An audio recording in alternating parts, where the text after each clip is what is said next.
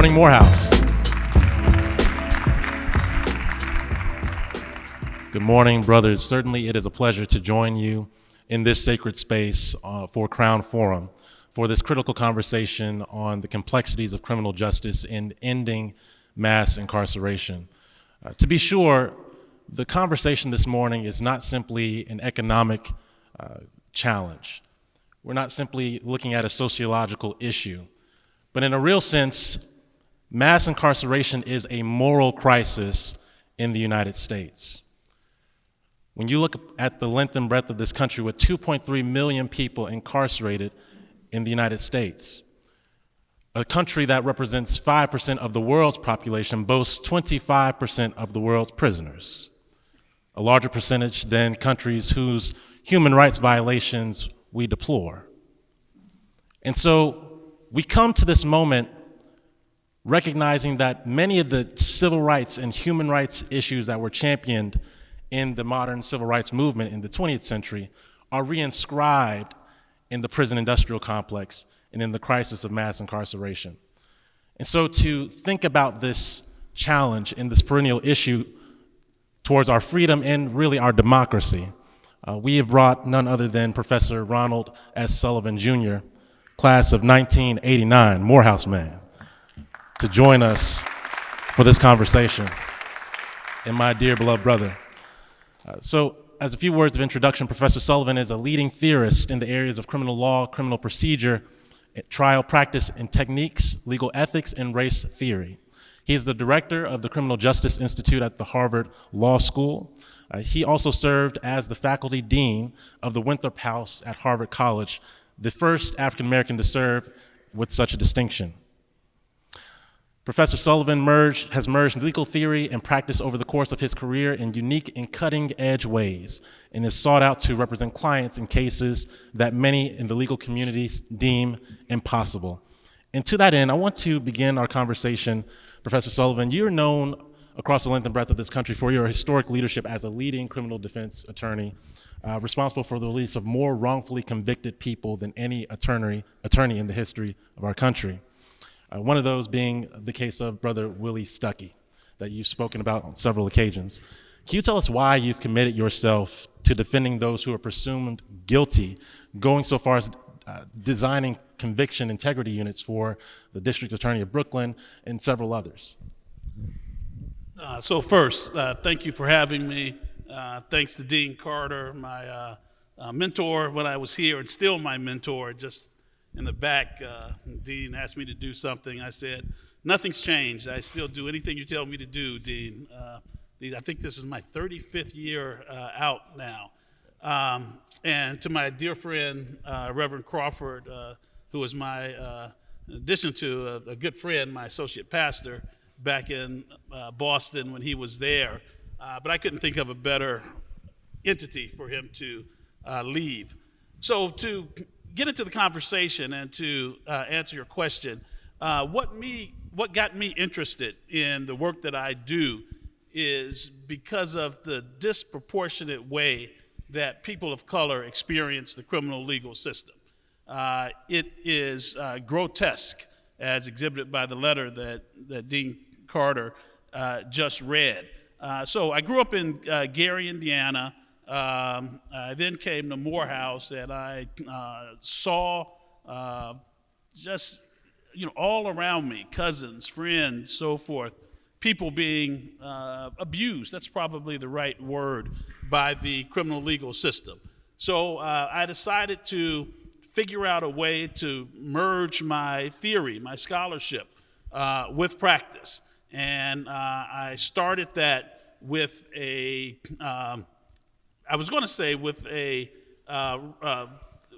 wrongful conviction unit that I designed, but it was even before that. It was after Katrina, which is what really got me started.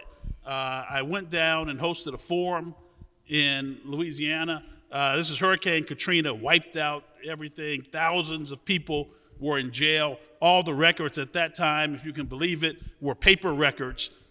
So no computer records. They were all destroyed in Katrina. So there were thousands of people in jail. So I organized this forum, brought in experts from around the country, And, we sought out to solve the problem. And then a woman came up to me. Her name's Denny LaBeouf. I'll never forget this as long as I live. And she said, "You can't just talk about it. You need to do it. We need you. We need you." So I commuted. At the time, I was a professor at the Yale Law School, and I commuted from New Haven to New Orleans, a few days a week there, a few days a week back at home. We designed a new criminal defense system, and long story short, we got all of those 1,000 people out of jail. Almost all of them were there illegally, well past what would have been a maximum sentence. Most were there for quality of life stuff like open container of alcohol, stuff like that. And we ended up getting all of them out. So that was the start of it. That's how I got into it. And then from then on, I continued to use whatever expertise I had, both in the scholarship, but also in courtrooms across the country, trying to impact the lives of concrete people. I recall you mentioning that you particularly focus on those who have been deemed guilty, and that we have to insist, you mentioned that you have to insist that lawyers operate in a system where they operate within the bounds that ensure that every person, regardless of the means, has a fair trial. How's that shown up for you, and how's that challenged you in your profession, morally and ethically, or otherwise? So absolutely, great question. Now, criminal defense work in many ways is defending the guilty. So there likely are a supermajority of clients whom criminal defense lawyers defend who are factually culpable of the thing that they are accused of, or at least part of what they are accused of. One of the problems that I hope we get to it is overcharging. But it is important in our system to realize that the search for truth, while an important value, while a central value in the criminal legal system, is not the only value in the criminal legal system. In addition to that, we have a series of process values. We so value liberty in this country. This is the theory. We so value liberty in this country that we make it difficult to convict people, to take that liberty away. So some of you, probably all of you, have heard in one version or another a statement that Increase Mather made a couple hundred years ago, and it's better 10 guilty go free than 1 innocent be convicted. And you may have heard that ratio. Some people say 100, some people say 1,000. But the point is that we purposefully erect barriers in the criminal legal system to make it difficult to take someone's liberty away. There was a time in this country, right here, where we would tie people's feet, weigh them down, put them in a big vat of water, and they would sink. And the theory was that if they were innocent, God would save them. Now, that's one way to determine guilt and innocence. I like how we do it now, proof beyond a reasonable doubt into a moral certainty judged by a jury of our peers. But this is how we got to this sort of system. We said we have to erect a set of procedures that make it very unlikely that we will convict innocents. And in order to do that, criminal defense attorneys have to represent folks whom the society deems as the worst of the worst. Because that's the way you stress test the system. If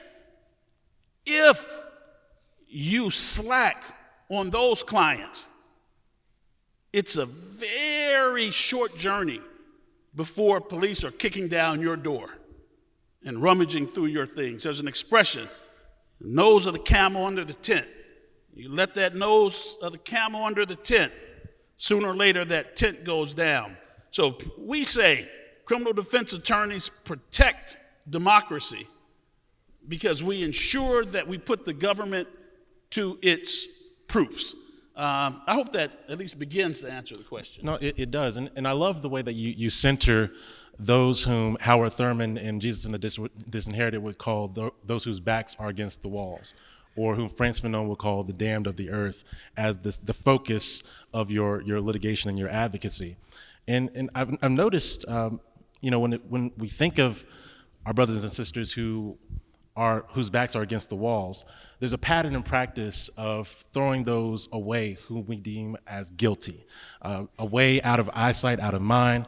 And one instance of that I can think of is the Fulton County Jail here in Atlanta, where we've had no less than 10 people die in the jail due to squalor and neglect. And can you talk about the ways in which this approach to throwing away the guilty is harmful not only for them, but also for the rest of society, and thinking about how we're all inextricably connected? How does that damage our own sense of human personality? No, absolutely. I mean, it damages the individual in terms of human personality, as Reverend Crawford put it, because if you are treated like an animal long enough, you start believing that you are such. So if you're thrown into a cage with squalid conditions, that's horrific punishment, well beyond what you were supposed to be in prison for. But it also, as you know, impacts communities, because that individual had a family. That individual may have been a breadwinner in the family, may have paid the rent every month. That individual may have had a son or daughter who looked up to that person, who needed that person for guidance. Right? That individual, when they get out, lose the franchise, not able to vote. In many states, that person can't even get Section 8 housing, right? That is housing with federal assistance. Job market becomes tough. And then these collateral consequences build on each other, unable to get a loan. They build on each other and begin, in my opinion, to create a permanent underclass. And it becomes very hard to shake these structures. But that's what I do. That's what I do, Devin. I shake. I do a lot of shaking. I try to break down these structural barriers. You see, what happens? One of my mentors, he's now passed away, a fellow professor at the Harvard Law School. He was a senior professor when I first got there. His theory was that we need to localize criminal law. What does that mean? That means that the people who are most impacted by the criminal legal system ought to be the ones making the decisions, because they are the ones that recognize the full range of impact when you pull Johnny out of that community. They may think that what Johnny did was not a good thing, but they also recognize that sometimes the penalty can be more costly than the crime in terms of all of those collateral consequences that I talked about.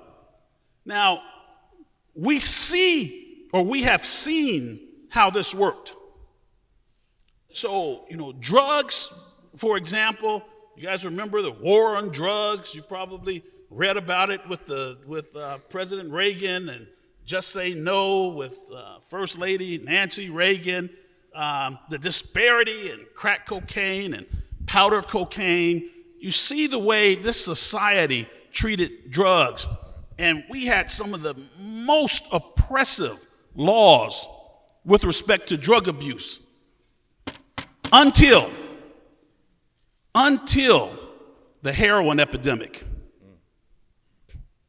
What happened then? Heroin impacted the mostly white middle and upper class. At that point, drugs became a medicinal question, right? Because it was local to them. It was their nephew, their daughter, their spouse. The conversation changed radically to a paradigm of medicinal intervention, right? Localize the criminal law. How do we do that? We do that by taking a stake in who decides the criminal law in your jurisdiction. We started this program, years and years ago. When you get my age, it could be 5 years, could be 10, maybe 15 years ago. I can't remember. It's Know Your DA. Most Americans have no clue who their DA is, right? I testified before the Senate in the Trayvon Martin hearing on the Senate. And one of the things I said is that the problem as a purely legal matter was not George Zimmerman. The problem was the law, stand your ground, that allowed Zimmerman to operate in the way he did. And people said, why wasn't Zimmerman arrested? Because you didn't go out and vote for the DA. If you want a DA to fairly prosecute the laws, you need to put someone in there who you think will do that. Why was Zimmerman never arrested? Because nobody went to a town hall to complain about stand your ground. It flew through the Florida legislature and about 34 other legislatures. And in fact, it was pending in the Massachusetts legislature, one of the most liberal states in the country. It was pending at the time of Zimmerman. And because of that, it died. But it may have even passed there. So we have to take control, be active, know who your DA is, pay attention to what sort of laws the legislature is passing, right? Because I think for that George Zimmerman, Trayvon Martin case, I think any moderately competent lawyer could have won that case, given that outlandish stand your ground law. I'm going on too long, I'm sorry. No, I love this. When you talk about any competent lawyer, I've heard you speak about justice as a decision.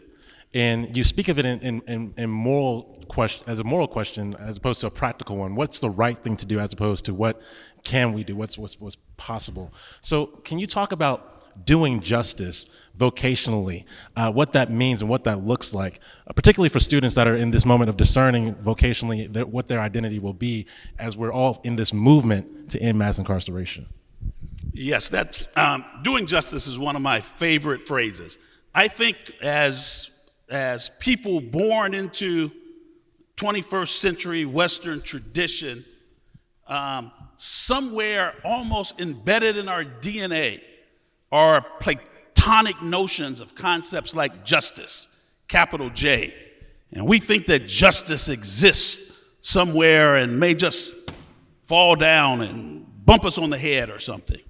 No! Justice, that's not how it happens.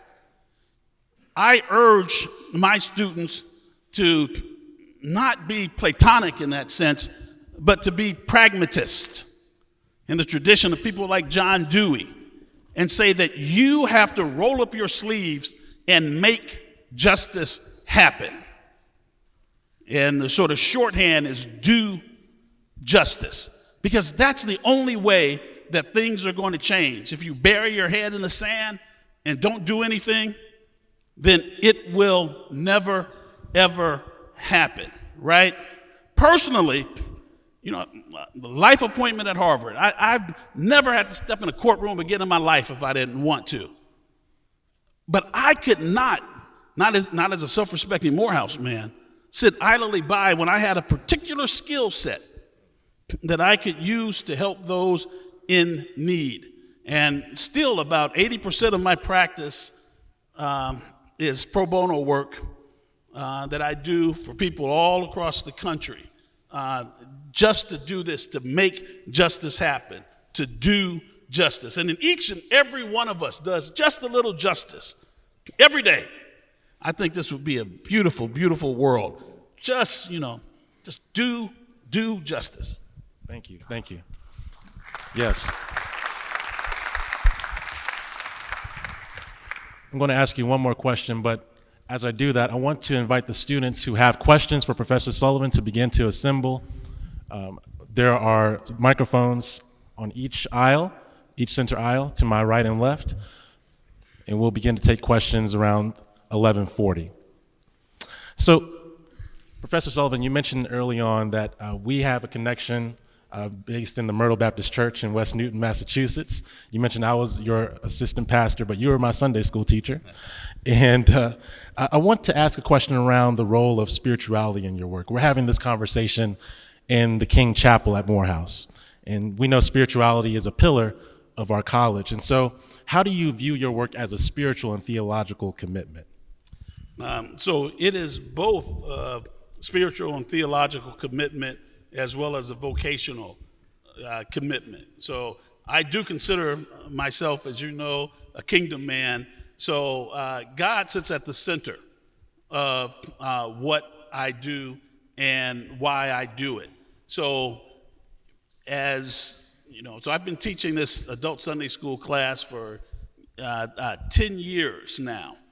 And one of the commonalities, at least as I read the Christian gospel, is that this Jesus figure engaged in radical reversal, right? And you have all sorts of stories that lead you to that point, right? All sorts of little things like the second son getting something instead of the first. I mean, just sort of tweaking tradition, radical reversal.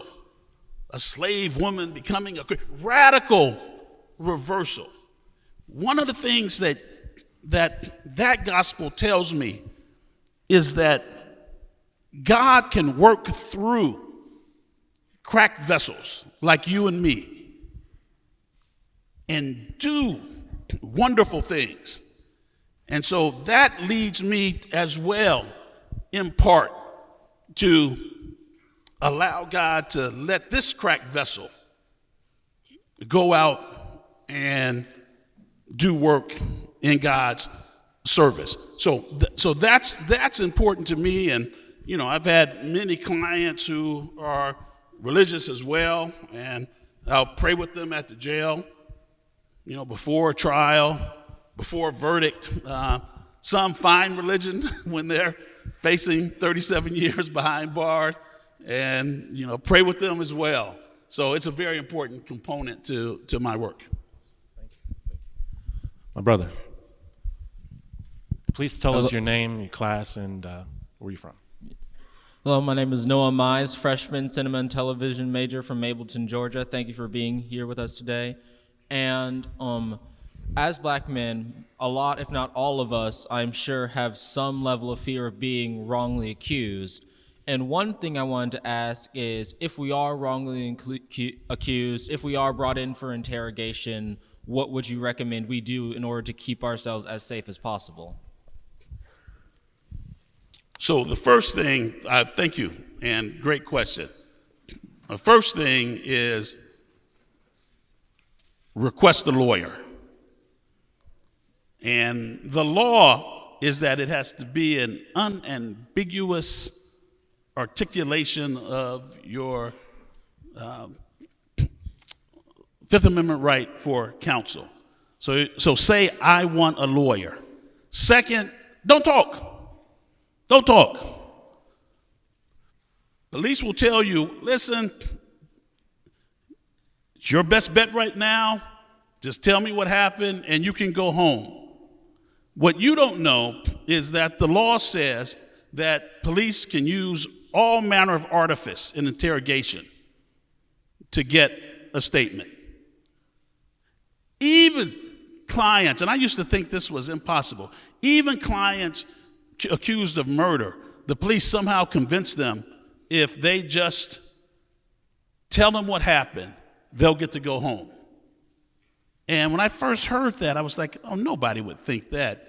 But I started my career as a public defender in D.C. and saw it over and over and over again. And if you've been interrogated for 14 straight hours, and you're in this inherently coercive environment, and finally the police are saying, if you just tell us, you'll go home, and they bring a slice of pizza and a Coca-Cola and put it in front of you, and that sort of thing. People do that. Don't talk. Don't consent to anything, right? Can I search your car? Or do you consent to me searching your car? I do not consent, are the magic words. Now, if they do it, let them. Get a lawyer afterwards. So you do what you have to do, but don't then challenge them in a way that's going to make the matter worse. Let a lawyer deal with it after the fact. So ask for a lawyer, never make a statement, do not consent to anything, right? Those are the 3 rules of thumb. Hello, my name is Josh Che. I'm a junior mathematics major from North Carolina. One thing I wanted to ask, it's kind of like, I guess, twofold, following over the previous student's point.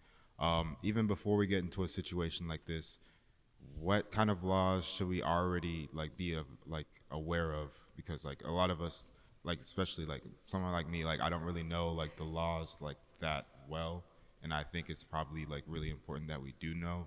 So what laws, or how do you think we should start to, us regular students, start to study, maybe not be a whole profession, but at least study the laws so we're able to equip ourselves with what we need? If you really wanted to be aware of a particular set of criminal laws, then Google and look for a street law class or something like that. That's what they're colloquially called. And they teach interactions with the police. And that's where many of these things happen, either on the street or when you're stopped by a car. And in fact, you can just Google street law, and there'll be things you can just read. A lot of things are false that you hear, I'm thinking of Jay-Z's 99 Problems. He was just wrong about that reference. I forget, that was probably back in the 90s. But anyway, he had this song when I was in law school. It's called 99 Problems, and he says, my papers are straight, I don't have to get out of the car. Yes, you do. If police stop you on the roadside, you have to get out. And the passenger has to get out too. But just Google street law, that'll give you your rights as a person. Now, although you know your rights, the exercise of those rights are a different story. And it kind of goes back to what I said to this young man. If you start talking about probable cause and all of this stuff to the police, you're going to wind up in handcuffs. So know your rights, say the things that you need to say. Luckily now we have body-worn cameras in most jurisdictions. I don't know about Georgia. And let a lawyer deal with it after the fact. But if you say the right things, then you are protected as much as you can be. Good afternoon. My name is Dylan Legend. I'm a freshman political science major from Atlanta, Georgia. And earlier you were talking about the war on drugs and the effect it has had on the current situation of mass incarceration on black men.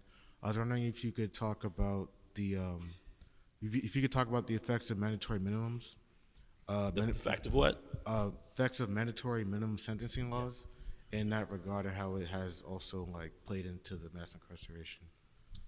Right. So the question had to do with the effect of minimum mandatory sentences and its effect on mass incarceration. So, I could, what do we have, 1 minute?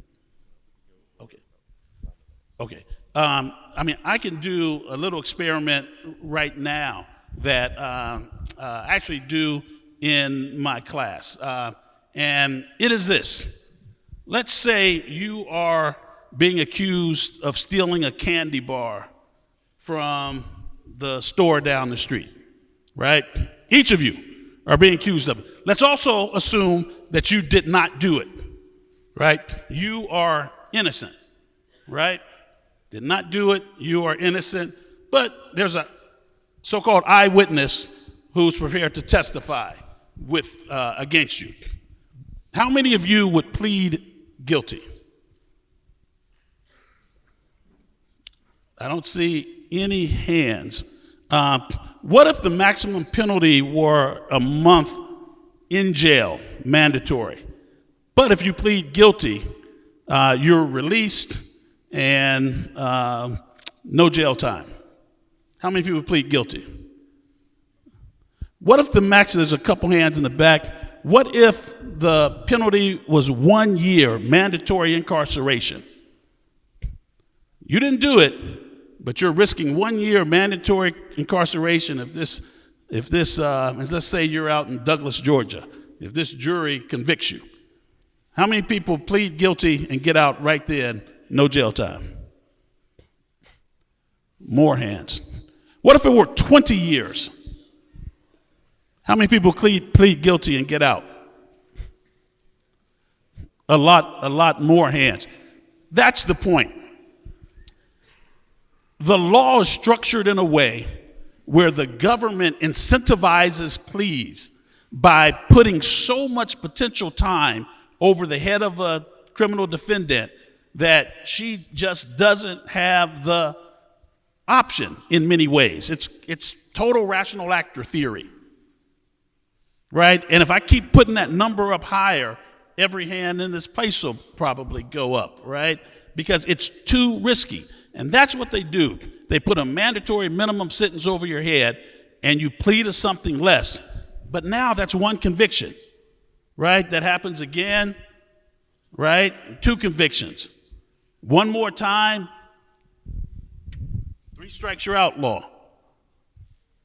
And this is how, in part, this massive over-incarceration problem develops because the penalties are so scary that most people say, I cannot afford the risk. Last thing I'll say, this happens all the time. There's a great frontline story about it. Public defender is followed by a camera, and the conversation goes something like this. Person behind bars, public defender says, all right, I'm assigned your case. Before you say anything, if you tell me you are innocent, then we will go and ask for a trial. The next trial is 4 months from now. You cannot afford the bail like the person Dean Carter told you. Lawyer says, however, if you tell me you are guilty, we will walk out there and the judge will accept the plea and let you go today. Think about it. I'll be back. Most people in that position don't have the sort of jobs where they can take 4 months off. Heck, I can't take 4 months off and keep my house, right? So that's sort of the decision. Thank you. So my name is, I would like to say thank you for being here and talking to us. My name is Elijah Turner. I am a senior political science major, leadership studies minor from High Point, North Carolina, also an aspiring civil rights attorney. And one of the things that I've been, and through the work of organizing and advocacy that I've been recognizing and trying to tackle is more so the healing process of going through, being an advocate, or those who have gone through unimaginable trauma because of, say, police brutality, or they've had a loved one who's been jailed wrongfully, or they've been killed wrongfully. And so the healing process during that, as an attorney, how do you gauge exactly that conversation with those families and the aftermath, like the process after you've gotten the decision or the verdict, if it's not in your favor or if it is in your favor? Okay, before you answer that, we have about 4 more questions. So if we could just get a round of the final questions and we could answer them all at the end. So just very clear and succinct what your question is, and then just in 1 sentence or 2 sentences, and then we'll wrap up the conversation. So our brother here to the right, and then our last brother with the button-down shirt. All right. Hello, my name is Tim Adams. I am a major in computer science, and I'm from Indianapolis, Indiana. From Gary, Indiana. My dad's from there. So I wanted to ask your opinion on cyberbullying and doxing. So, for instance, a man on my floor, he was falsely accused of these heinous crimes by, people on his own floor. This situation led to attempted assault, doxing of his room, mass persecution by the AUC campus, for false claims, baseless claims. And so I know we're talking a lot about incarceration, but I do want to ask about, publicly induced incarceration, because a lot of times it's not just, about being locked up. You can be locked up socially, right? And this can lead to vast impacts with family, reputation, future, and a lot of other things. So, what should be done? First of all, as many illegal things occur to this person, right? What should be done about that? How can this be alleviated? What laws are there out there to help protect people like this? Because many people, have their future careers, livelihoods damaged and ruined off of people who just say whatever, and people run with this. So what's your opinion on that? Thank you, brother. How you doing today? My name is Wcar Benois. I'm a junior political science major from East Harlem, New York. My question to you is, my American constitutional law, we've been learning about punitive damage and how punitive damage is supposed to stop a defendant or a certain party from continuing bad behavior. We learned about the famous McDonald's hot coffee case where, pretty much the degree of the coffee caused the woman to be burnt. So the punitive damage prevented McDonald's from, continuing to serve, hot coffee at a certain degree. When it comes to police violence, knowing how many lawsuits, there's been filed against police officers and purposeful acts that they conduct against our people, why is it that the judicial system hasn't really done a lot in terms of changing, their policies or the way that they're trained or the way that they interact with us, knowing that, if it was able to stop other, companies from doing the things that they were doing and affecting, their customers, again, why hasn't that worked with police departments across the country? Thank you. Thank you. We're also going to be around after Crown Forum if we don't get to all these questions. So the last question, just one Good sentence. morning, if you Dr. could. Sullivan. My name is Chase Cleveland, business finance major from Conyers, Georgia. You mentioned a person named John Judy who mentioned the quote, "Make justice happen." How do we as Morehouse students make justice happen? Thank you. Maybe 3 minutes and then we'll wrap up. So as Reverend Crawford said, there'll be some time afterwards if I don't get through everything, right? So I'll start here with the end, right? How do we as Morehouse students make justice happen? So there are very many ways, very many paths that people can take in order to do justice, including forms of direct action right now. I'm a professor. I encourage students to do justice by studying, by learning your craft, by being the best that you can be, so that when you go into the world, you are ready. Some of you may want to do it now, but I encourage many of you, or most of you, to be a student, pay attention, right? And when you leave these hallowed halls, right, then you'll be a force to be reckoned with. You will have developed a certain skill set to enable you to negotiate through the world and go out and do whatever you do in the Morehouse tradition. Do it so well that no one living, dead, or yet to be born could do it better. That's what I encourage students. A young man asked about the doxing issue. Great question. Enormously complicated. And here you have a clash of values. On the one hand, there's a value of free expression. And that value of free expression, right, is found in a constitutional mandate, First Amendment, right? Free speech. And free speech is more or less unfettered with certain time, place, and manner restrictions. Clashing against that value is the value of people to go about their business safely and securely, right? And here, those values are at loggerheads with each other.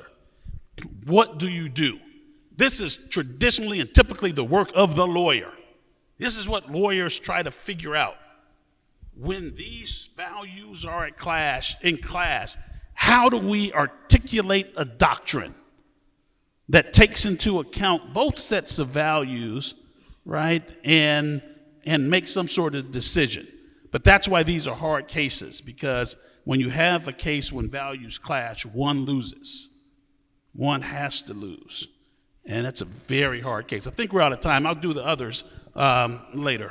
Thanks. Brothers, can we thank Professor Sullivan for this tremendous presentation? We're preparing to exit, so if you could all stand for the college hymn. Dean Carter has a few announcements that he will share with us. When you depart, after the hymn, after the QR code appears, if you exit through the lobby, you will see on both sides of the lobby on the floor many boxes. The boxes are open and they're gifts. You may take as many as you want. They're from Procter & Gamble. Don't forget 5:30, Afro-American Hall of Fame. Professor Sullivan will be there for more dialogue. We'll now be led in the college hymn by Dr. David Francis Oliver.